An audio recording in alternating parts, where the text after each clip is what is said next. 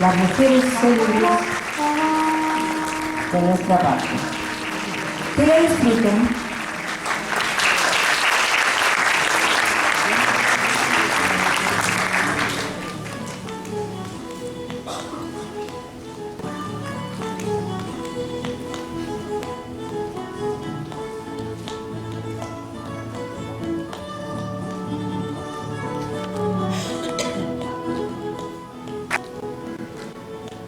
Francisca Javiera de la Carrera y Verdugo, patriota chilena que destacó por su apoyo a la lucha por la independencia de Chile.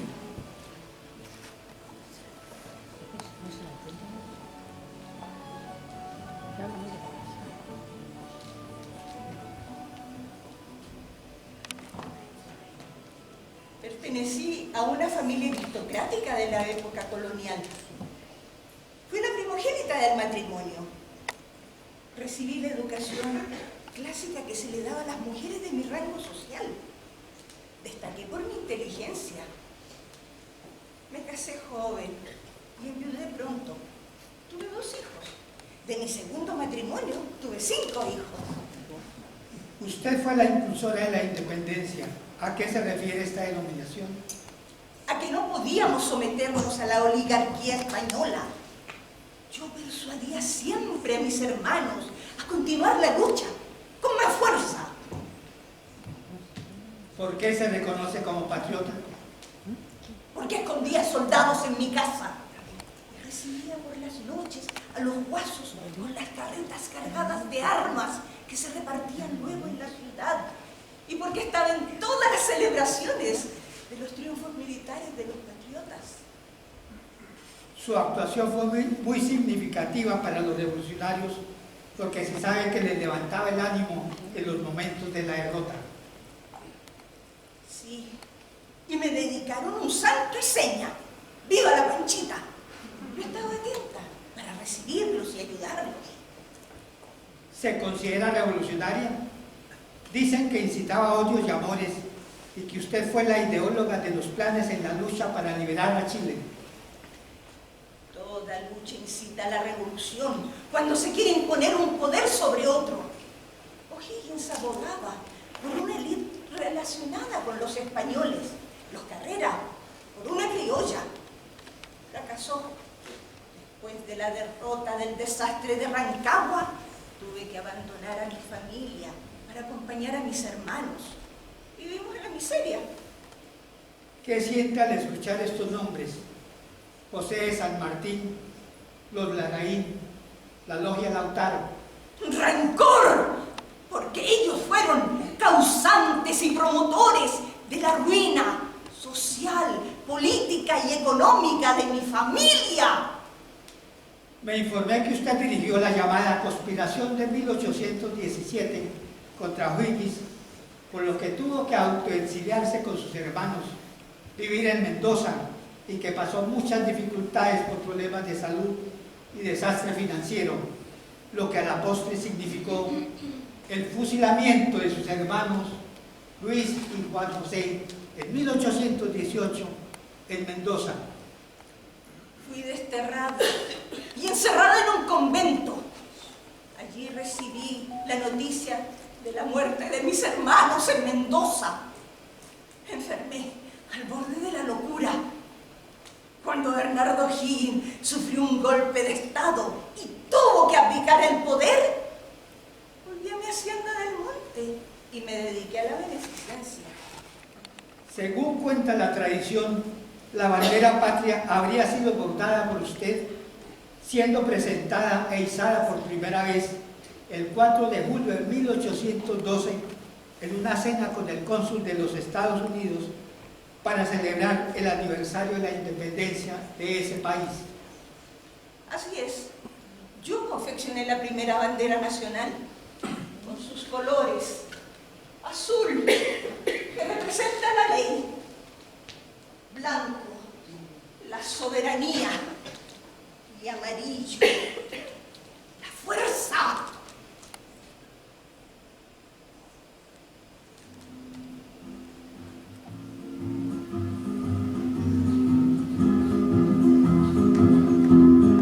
Doña Javiera Carrera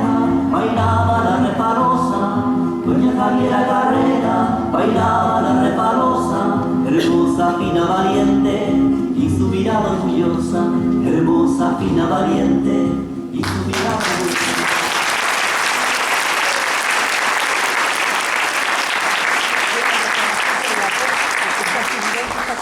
Javiera Carrera logró la repatriación de los cuerpos de sus hermanos en 1828 bajo la presidencia de Francisco Antonio Pinto. Murió a la edad de 80 años, dejando un imborrable legado en la historia de Chile como república independiente. Su cuerpo yace en la Catedral Metropolitana de Santiago.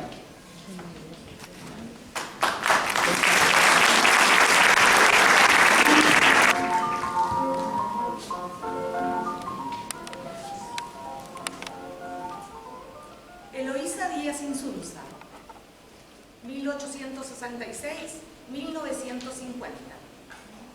Eloísa Díaz Insunza nació un 25 de junio de 1866, hija del matrimonio conformado por Eulogio Díaz Varas y Carmela Insunza. Finalizados los estudios secundarios, me presenté al Instituto Nacional para dar exámenes y recibir el grado de bachiller en Humanidades. Luego postulé a la Universidad de Chile, a la carrera de Medicina. Nunca me he imaginado que iba a ser la primera mujer chilena que entraba a las aulas universitarias. Esto gracias al decreto Amunátegui, que permitió el acceso de la mujer a estudios superiores. Luego entré a la escuela y me fue muy bien. Por ejemplo, en clínica médica, en obstetricia, y tuve varios premios. En 1887 me gradué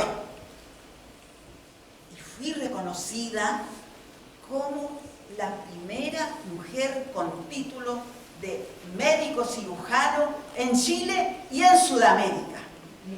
Eso fue grandioso para mí. La Universidad de Chile publicó mi memoria de título. Enfrentada al trabajo, me incorporé al Hospital San Borja. Y luego me ofrecieron ser profesora y médico en la Escuela Normal de Preceptoras.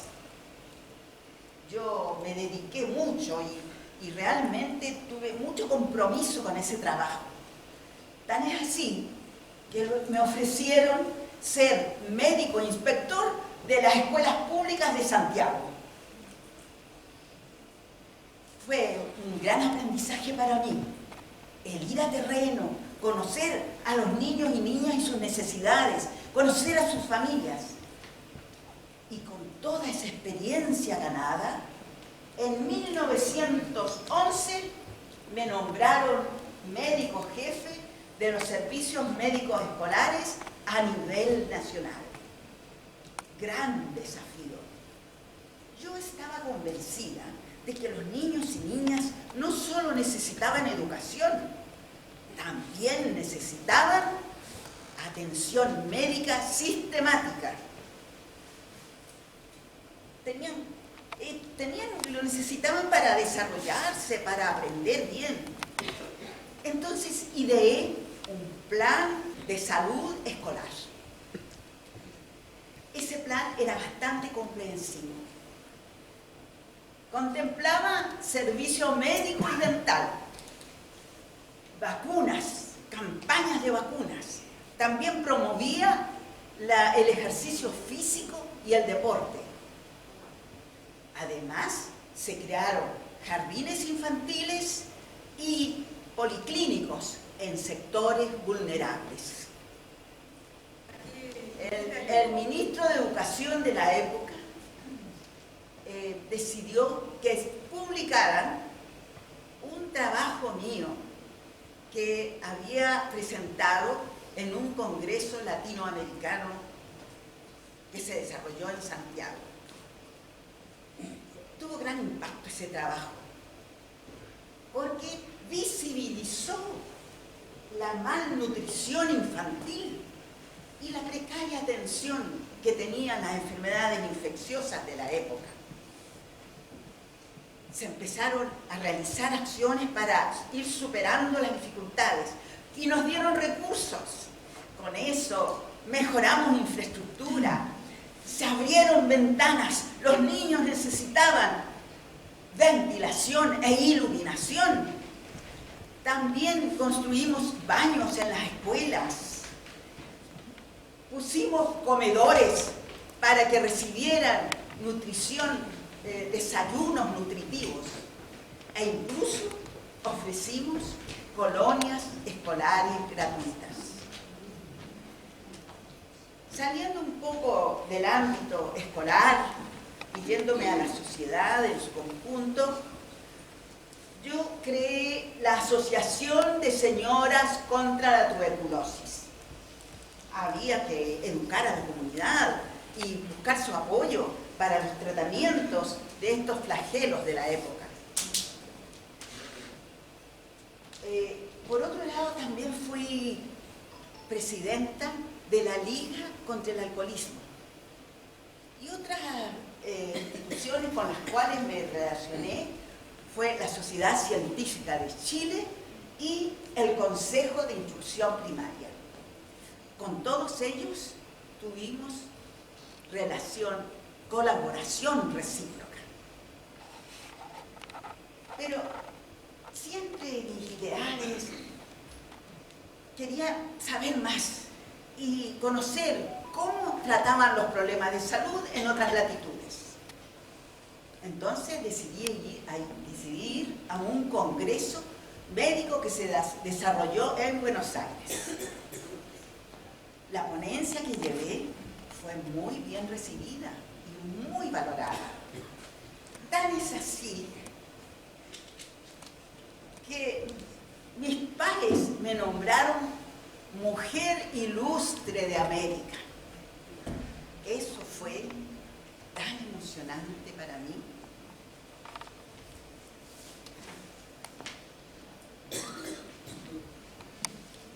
Cuéntanos de tus inquietudes, tus ideales. Sí, lo que pasa es que mis inquietudes e ideales siempre estaban ahí, presionando por buscar concreción. Y fue así como me uní a otras mujeres para formar el Consejo Nacional de Mujeres. ¿De qué se trataba? Se trataba de defender nuestros derechos. Ya el decreto Munátegui se quedaba corto. Había que implementar ayudas para que las niñas con condiciones pudieran llegar a la universidad. No era posible que se relegara a la mujer en los hogares.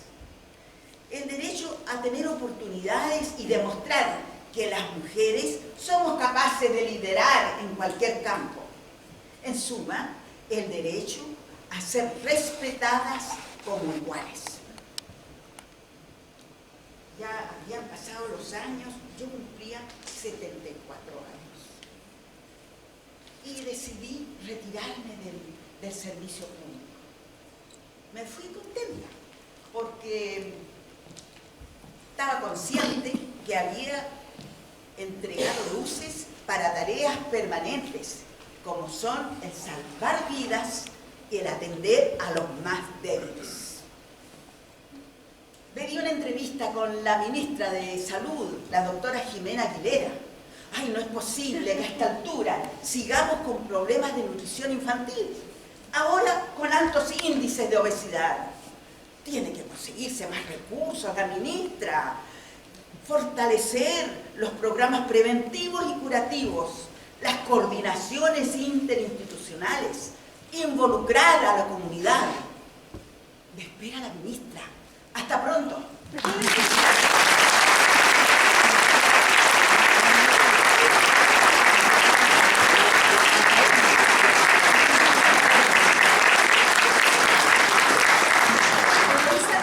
Ocupó el cargo de directora de los servicios médicos escolares hasta 1940. En el año 1950 enfermó y fue internada en el Hospital San Vicente de Paul, lugar en el que falleció a la edad de 34 años.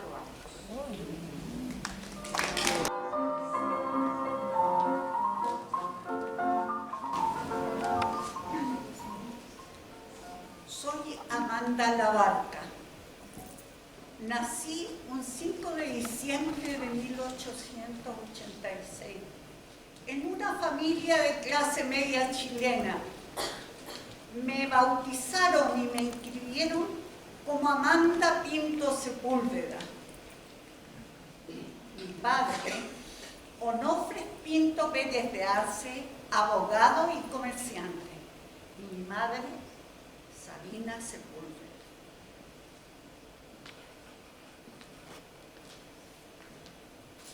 Mi infancia la viví en Santiago, estudié en una escuela primaria y luego en un liceo, y donde nos dieron base para nuestra intelectualidad. A los 15 años fui a rendir las pruebas académicas en el Instituto Nacional, organismo encargado de entregar títulos para postular a la universidad. Y yo, a los 15 años, recibí mi título de bachiller en humanidades.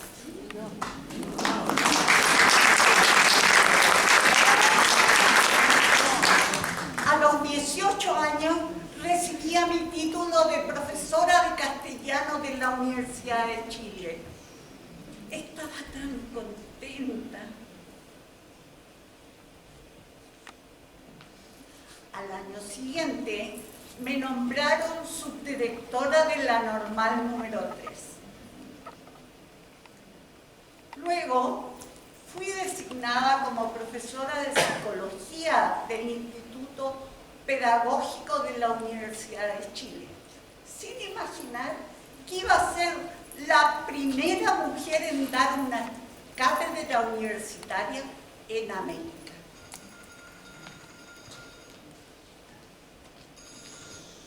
Como profesora titulada, pertenecía al Departamento de Filosofía y Humanidades.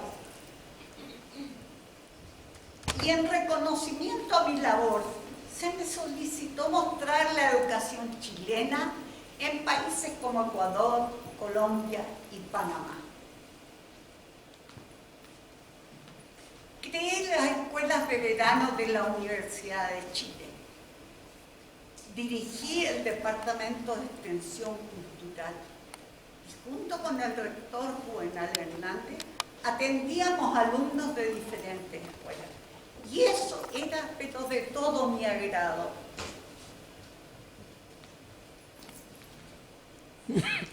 Conocí a Guillermo Labarca Humberson, profesor de historia y escritor. Estudiábamos juntos. Comenzó a rumorear que había romance. Y mi madre me dijo, o te casas o pereceré. Me casé con Guillermo y me cambié los apellidos, por eso soy Amanda Labarca Humberson, y rompí lazos con mi familia. Estudié en el extranjero, en la Universidad de Columbia, en Estados Unidos, y la Sorbona, en Francia. Todo el conocimiento que allí adquirí, quise hacer transformaciones en la formación docente y de los estudiantes, como una herramienta para un cambio social. Y mis ideas feministas se enmarcaban en que la mujer debía tener una educación obligatoria y también acceso a la política nacional.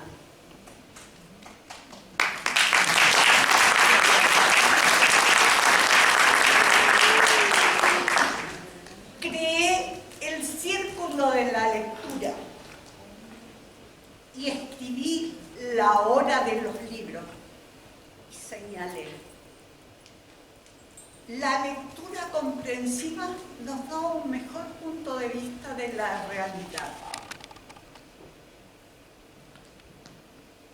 Desde muy joven pertenecía al Partido Radical y junto con mi marido, y otras mujeres importantes de la época, Elena Cafarena, Eloísa Díaz, Gabriela Mistral, creamos el Consejo Nacional de la Mujer, que tenía por objetivo lograr el voto femenino.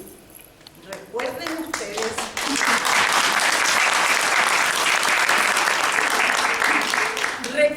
ustedes que en ese tiempo las mujeres no votaban. Entonces, lograr el voto femenino, el divorcio, el control de la natalidad y la ampliación del trabajo femenino.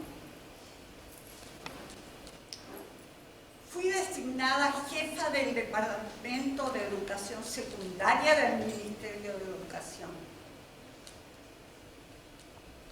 Creé las escuelas de temporada de la Universidad de Chile y publiqué el libro Historias de la Enseñanza en Chile, señalando que desde la colonia hasta 1930 la educación en Chile era elitista.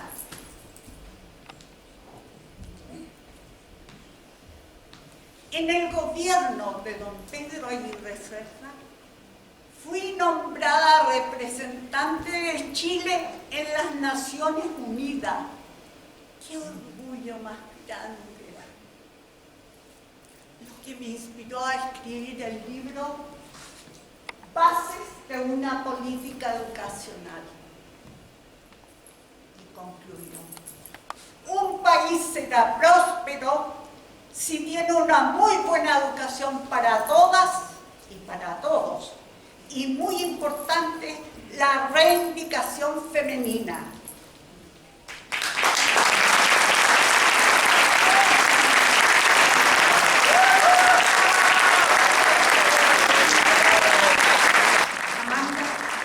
Se distinguió como miembro académico de la Facultad de Filosofía y Educación de la Universidad de Chile y de la Academia de Ciencias Políticas, Sociales y Morales del Instituto de Chile. Una calle del Centro Cívico de Santiago lleva el nombre de Amanda Labarca. En 1976, la Universidad de Chile fundó en su memoria la condecoración al mérito Amanda Labarca, destinado a reconocer los méritos de una mujer universitaria una vez por año. En 2015 se creó la cátedra Amanda Labarca en la Universidad de Chile. Amanda Labarca Cuthbertson falleció en Santiago el día 2 de enero de 1975.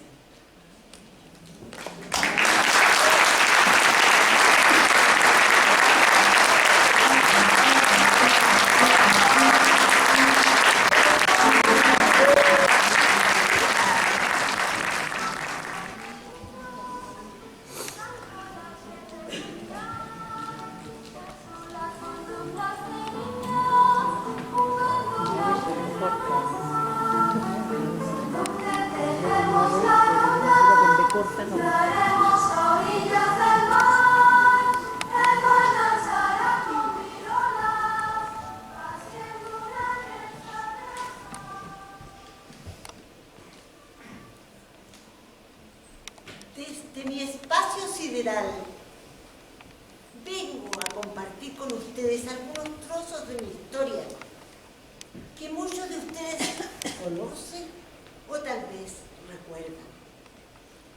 Nací en Vicuña un 7 de abril de 1889. Fui bautizada como Lucila de María Godoy Alcayala. Éramos una familia numerosa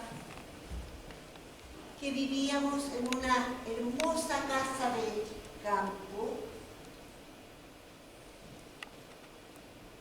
en Vicuña.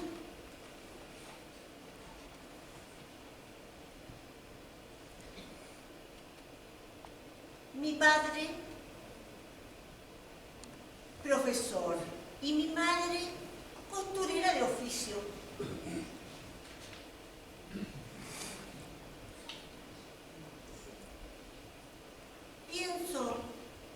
que mi hermana profesora influyó en mi decisión de dedicarme a la enseñanza.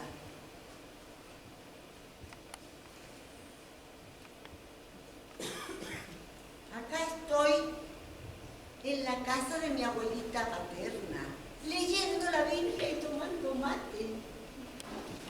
Me gustaba estudiar. Asistía frecuentemente a las bibliotecas, pero no tuve educación formal porque no tenía dinero. Una vez postulé a una escuela normal, pero fui rechazada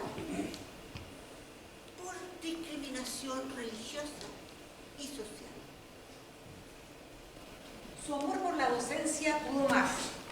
Convalidó sus conocimientos ante la Escuela Normal número 1 de Santiago y por sus conocimientos y experiencia obtuvo el título de profesora de Estado. En Traiguén fue maestra interina de labores, dibujo, higiene y economía doméstica. Fue el primer contacto con los mapuches y en un escrito dice haber observado el problema de reparto y juicios de tierras indígenas. Y señaló, estos saben amar su tierra. Durante 11 años se dedicó a la enseñanza en Antofagasta, Los Andes, Punta Arenas, Temuco y Santiago. Los progresos en la profesión docente corrieron paralelos de su producción poética. En 1906 conoce a Romelio Ureta, de quien se enamora, pero este se suicida por un problema económico. Gabriela, destrozada, escribe sus sonetos de la muerte, con los que en septiembre de 1914 gana el concurso de los Juegos Florales.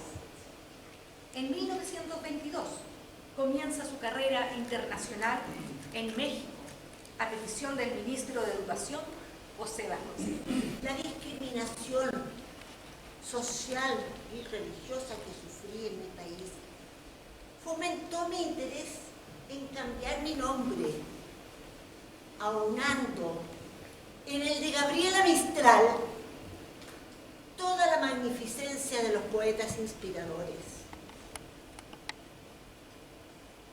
Mi gran timidez me impidió asistir a recibir el premio que me otorgaron en los Juegos Florales. Pero eso no fue objeto para no seguir adelante con mi interés de educar a la mujer especialmente. A petición del ministro, tuve que escribir un libro de lectura para mujeres.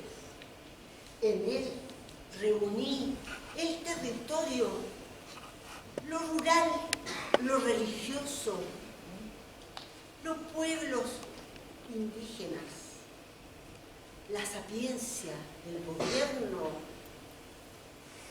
Y ahí, con todo eso, la cultura adquirida ampliaba mis horizontes. México fue su primera escala en un viaje por el continente americano. Fue simpatizante del movimiento latinoamericanista. Sobre esto escribe su poema Cordillera, 1957, en Recados contando a Chile. Cuando regresó a Chile, fue nombrada delegada chilena del Instituto de Cooperación Intelectual de la Sociedad de las Naciones. Desde París escribí un documento que era un manifiesto en favor de los derechos del niño. Este manifiesto abarcaba puntos muy importantes que reunían mi filosofía pedagógica. Mis poesías son el reflejo de mi espíritu para todas las almas del universo. Este artículo que escribí desde París indicaba los siguientes derechos.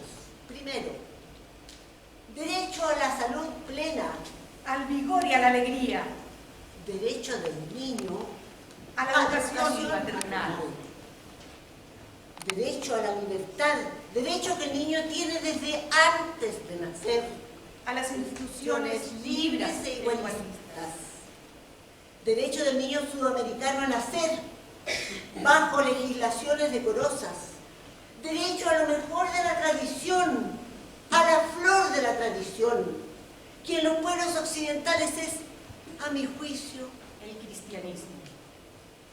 Derecho a la enseñanza secundaria y Y aparte de la a superior. Derecho a los oficios Y a las profesiones. Y así es que fui por el universo, dejando huellas de mi antes tan lejano país, del resto de los continentes que forman el universo. Y era la oportunidad de hacer presencia de la literatura chilena en el extranjero. Mi filosofía pedagógica se basaba en Rodó y Tagore. En 1945 recibe el Nobel de Literatura. En 1950 el Premio Serra de las Américas de la Academia de Historia Franciscana de Washington. Y en 1951 el Premio Nacional de Literatura de Chile. En 1953 es nombrada cónsul en Nueva York y también delegada de la Asamblea General de Naciones Unidas. Gabriela Mistral, una de las poetas más importantes del siglo XX, consiguió el máximo galardón de la literatura universal. Fue doctor honoris causa por la Universidad de Guatemala, Mannes College de Oakland, California, y por la Universidad de Chile. Su obra está traducida a más de 20 idiomas.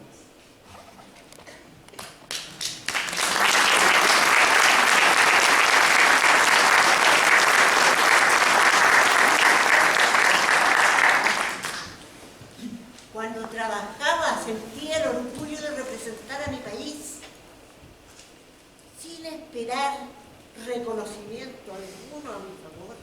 Y sin embargo, de pronto, como surgido de un libro de cuentos de hadas, aparecían reconocimientos que me asombraban tremendamente. Mi poesía es el reflejo de todas las almas del universo.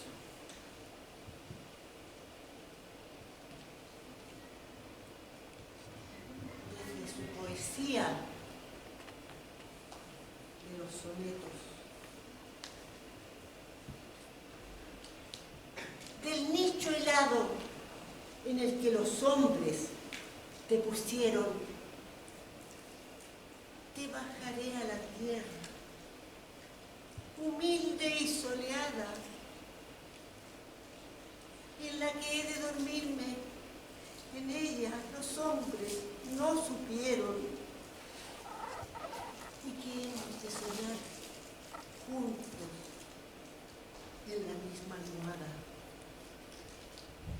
Esta poesía es para todas las almas del universo.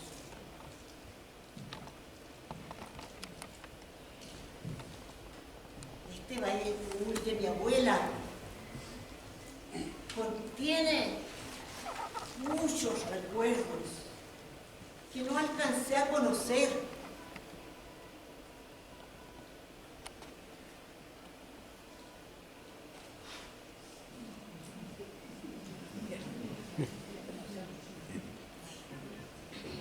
Me impresiona.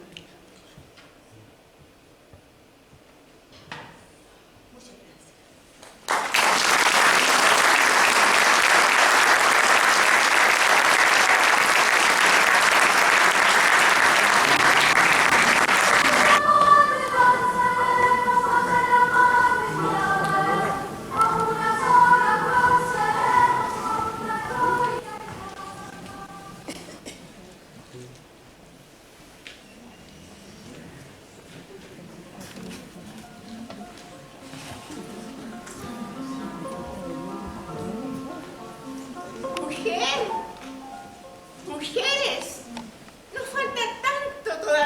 lograr, tanto por hacer.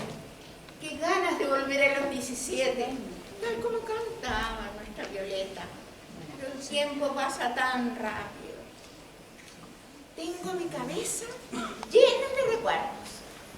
Nací un 23 de marzo de 1903, en Iquique. Mi padre, Blas Cafarena, llegó de Génova muy joven. Realizó muchos trabajos, pero de repente se sintió muy solo y decidió volver a Génova a buscar esposa. Y ahí se enamoró locamente de una joven colegiala, Ana Morice. Después de sortear muchos problemas, decidieron y se pudieron casar. Volvieron a Iquique y ahí nacimos nosotros, 7 hermanos, 5 mujeres, de las cuales yo soy la tercera, y 2 varones. Mi padre decidió entonces emprender y realizó y formó una pequeña industria de calcetines y panties, en una época que hablar de calzones era indecoroso. Nosotros con mis hermanos, después de hacer las tareas, ayudábamos en la fábrica, ayudábamos al hogar. De repente mi padre decidió, el año 1918, venir a Santiago, a un barrio en Recoleta, un hermoso barrio. Y ahí fundó su fábrica de panty, poleras y calcetines, que ha resistido 2 incendios y hasta el día de hoy está ahí. Y a lo mejor algunos de ustedes andan con alguno de sus productos. La gran fábrica Cafarena. Yo ingresé al liceo número 4 de niñas a terminar mis humanidades. Y ahí conocí a una gran mujer, una gran amiga que hasta el día de hoy me sigue mis pasos, María Marchán. En el momento de dar el bachillerato, María me ayudó con las matemáticas, porque yo hasta el día de hoy con los números no los odio mucho. El puntaje que obtuve en el bachillerato me servía para entrar a cualquier universidad, pero en ese tiempo era de gran linaje entrar a estudiar medicina.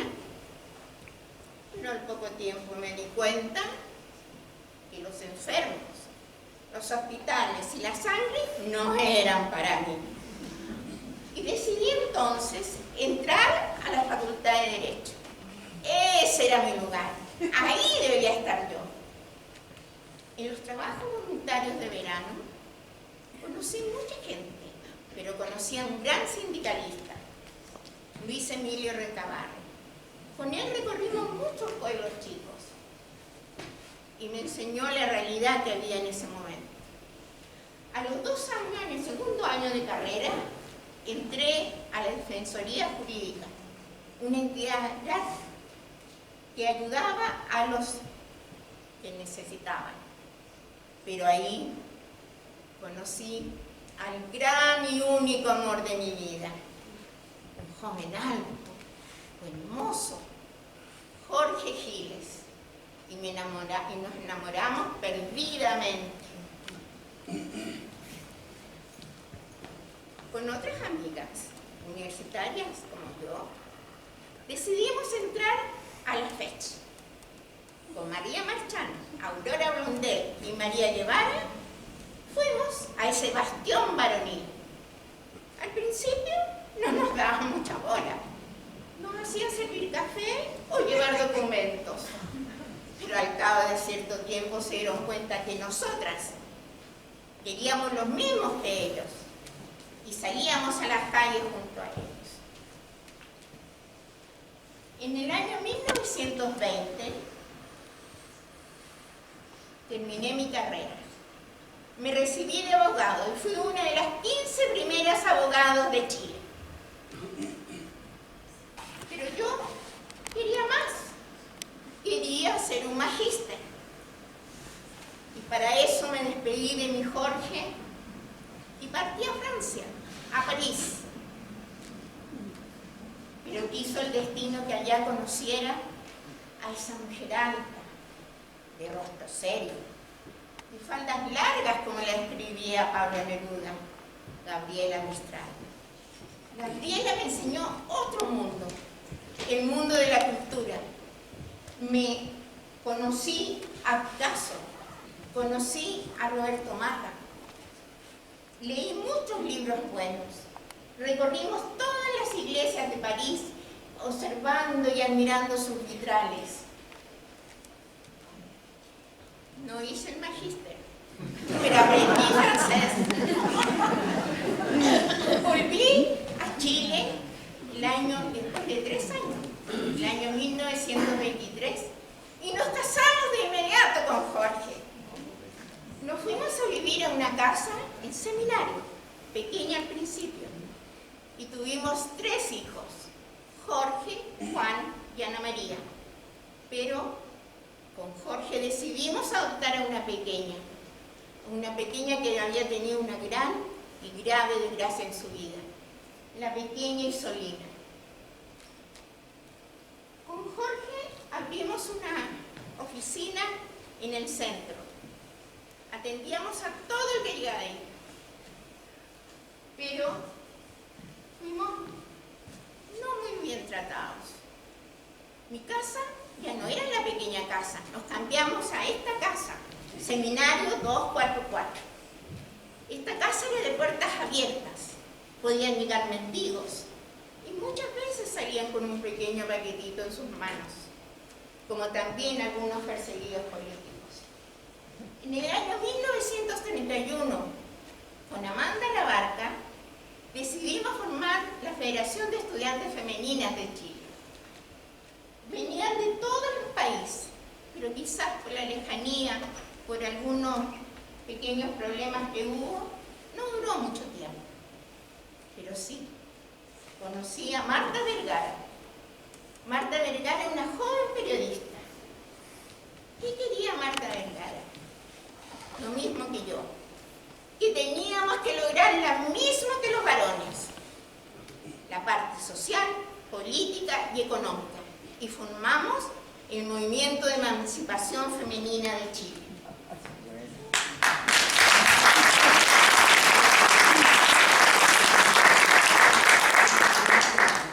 Ese organismo nos hizo luchar con nuestros anhelos. Y fuimos perseguidas. Y también nos llamaban de otra manera, destructora de matrimonio. Y fue ahí cuando escribí.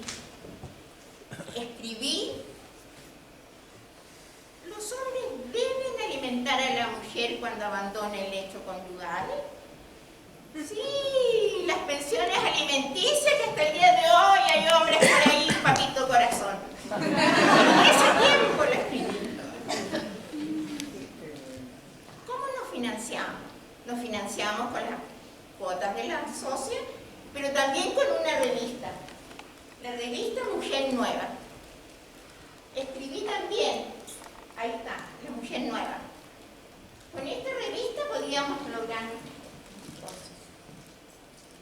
Pero en el año 1938, con Flor Erice, luchábamos por qué. Porque teníamos el derecho de elegir a nuestros propios gobernantes, el derecho a voto. Luchamos, salimos a las calles y felizmente fuimos oídas por el presidente de entonces, Pedro Aguirre Cerda.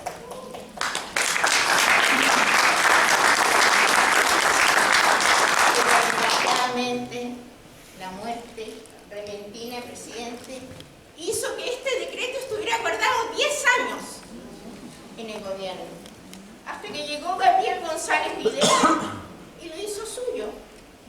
Lo firmó en una gran ceremonia en el Teatro Municipal, con grandes invitados. Pero a mí no me invitó. ¿Por qué? Quizás por Jorge.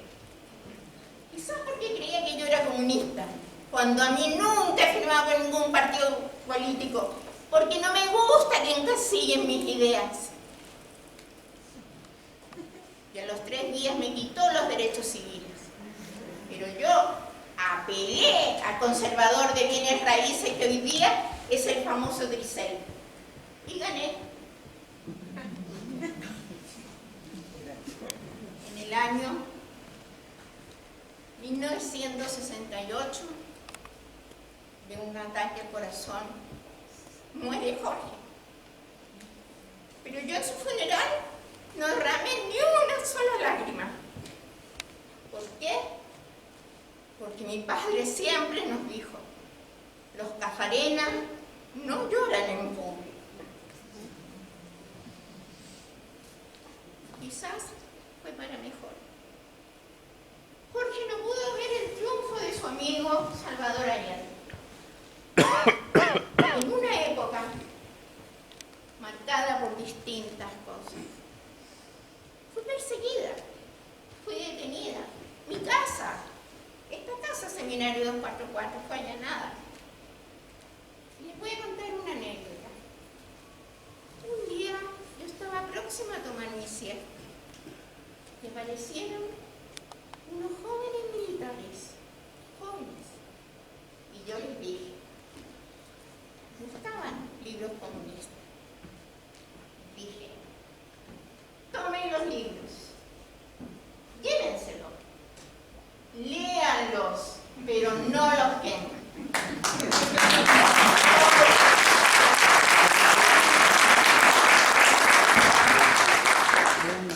Mi casa, esta casa Seminario 244, no solamente es para reuniones políticas, sino para la familia, las veladas familiares, que son casi todos los domingos. Tengo una gran familia, tengo muchos nietos, muchos bisnietos, uno de los cuales es abogado como yo. Pero tengo una nieta, que a lo mejor ustedes la conocen, Pamela Giles. Ella sigue mi lucha, pero a su manera.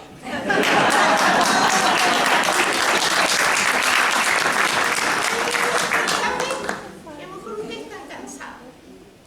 Yo también estoy cansada, así que me voy a ir a acostar. Buenas noches.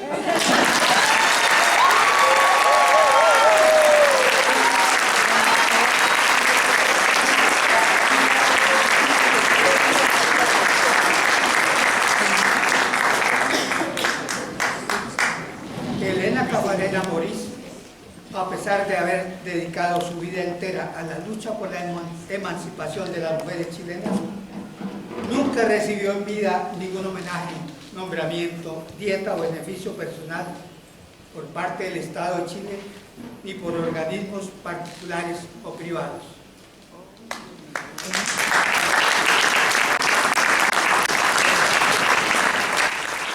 Bienvenidas y bienvenidos a mi carpa. Vengo a compartir con ustedes mi historia personal de cantos, alegrías y sinsabores.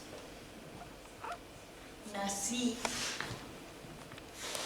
en el sur de Chile en 1917. Vengo de una familia pobre, pero muy luchadora. Mi padre, Nicanor Parra Alarcón, era maestro de escuela primaria y cantor popular. Él se presentaba en diferentes pueblos, en los circos, en los trenes, para conseguir el sustento de nuestra numerosa familia. Mi madre, mujer analfabeta, era costurera, tejedora y también cantora popular. Yo toda mi infancia la pasé en el campo, pero cuando terminé la escuela primaria, me fui por un año a la escuela normal de niñas de Chillán. Ahí mi padre enfermó gravemente y tuve que volver al campo para trabajar y ayudar a mi familia. Y mis hermanos sobrevivieron gracias a la música. Todos éramos artistas folclóricos, actores y poetas. En 1929 falleció mi padre y yo volví a la escuela normal. Pero mi sueño siempre había sido cantar y tocar la guitarra, cosa que hacía desde los 9 años, y a los 12 años había compuesto mis primeras canciones. Cumplí los 15 y me vine sola a Santiago sin conocer a nadie. Pero salí adelante. Me presentaba en la calle, pero luego me fui a presentar a los bares y restaurantes, como un restaurante del barrio Matucana, donde conocí al que sería mi marido. Mi familia entera se vino a Santiago también y juntos nos fuimos a vivir a una gran casa de Quinta Normal.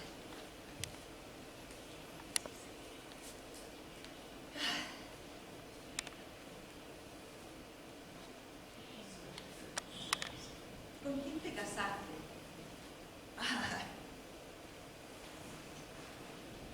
Cuando conocí a mi marido en el restaurante, era músico también. Y por supuesto que luego que nos establecimos, nos casamos. Con Luis Cereceda me casé.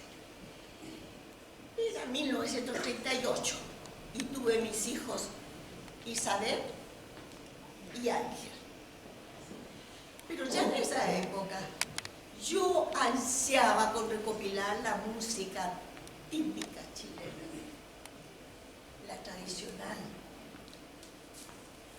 Para eso me fui a diferentes pueblos y para escuchar y grabar las canciones que la gente sencilla cantaba y que no tenía estudios de música, tal como yo. Me las aprendía, las tocaba y le agregué algunos compases y tonos nuevos, lo que inspiró a muchos jóvenes de la década del 60 y dio origen al gran movimiento musical del neofolclore. ¿A quién conociste en tus viajes? Importante eso.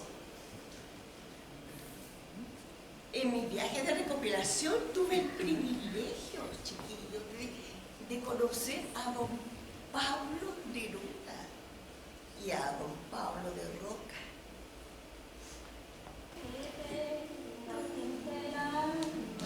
Cuando la suerte impida, se pone un deseo que alerta el corazón, que amarga son las horas. Esa música más Casamiento de Negro fueron mis primeros éxitos importantes.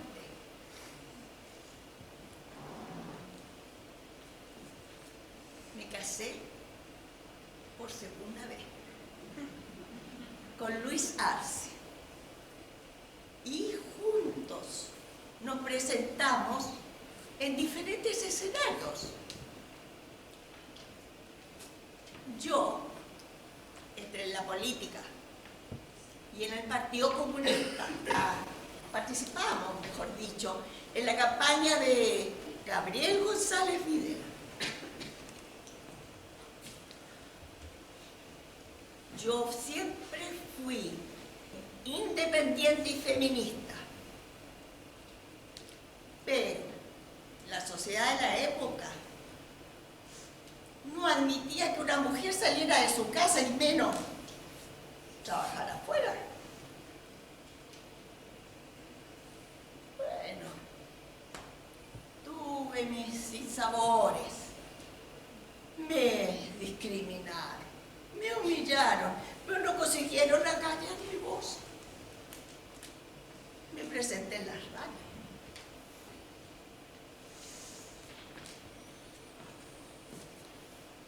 Mis canciones eran el reflejo de la lucha que nosotros llevábamos por la igualdad de derechos. En un programa canta Violeta Parra de radio chilena. Gané el premio a la mejor folclorista del año. Era 1953. Y al año siguiente me invitaron a participar en festivales en Europa. ¿Qué me dicen? Me presenté en Polonia. Recorrí la Unión Soviética entera. Francia, Italia y Suiza. Ay, bueno, cuando estuve en París, donde estuve viviendo 2 años, recibí la dolorosa noticia de que había muerto mi hijita Rosa de tan solo 9 meses. ¿Cómo me dio tanta tristeza? ¿Cómo lo pude soportar?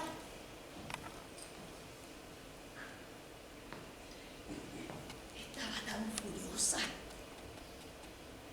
que escribí una carta por semana al que era su padre para acusarlo de negligencia por nuestra hija.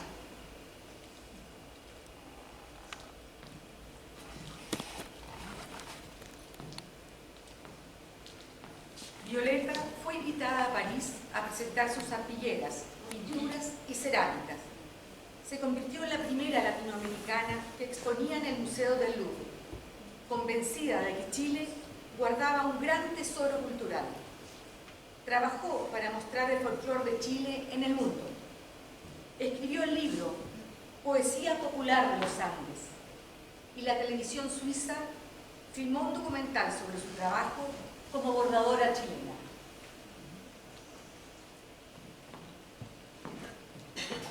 Sucede que en París también hubo un momento importante de mi vida. Conocí a Gilbert Fabre, músico francés, y me enamoré apasionadamente. Sentí que juntos podríamos realizar un gran proyecto artístico. Para eso volví entusiasmadísima a Chile para instalar el Centro Cultural del Folclor, así se llama, en una carpa de la Reina. Pero el público ni las instituciones lo respaldaron.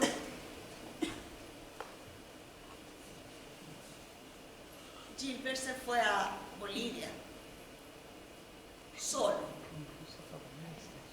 a desarrollar su propio proyecto folclórico. Bueno, yo lo visité en Bolivia, colaboré con él, declaración de amor ya no existía. Volví a Chile completamente desesperanzada. Estaba agotada y triste. Agotada y triste. Me vino una depresión profunda de la que nunca salí. Y después de varios intentos, ay, ustedes, chiquillos, ya saben lo que ocurrió. El trágico desenlace ocurrió en mi carpa en La Reina.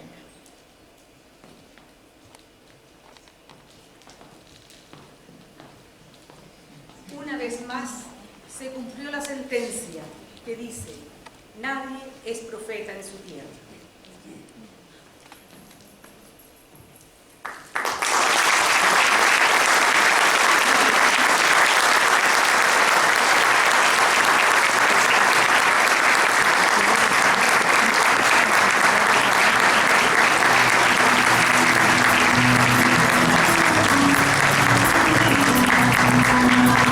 Gracias a la vida, he llorado tanto, he llorado en serio.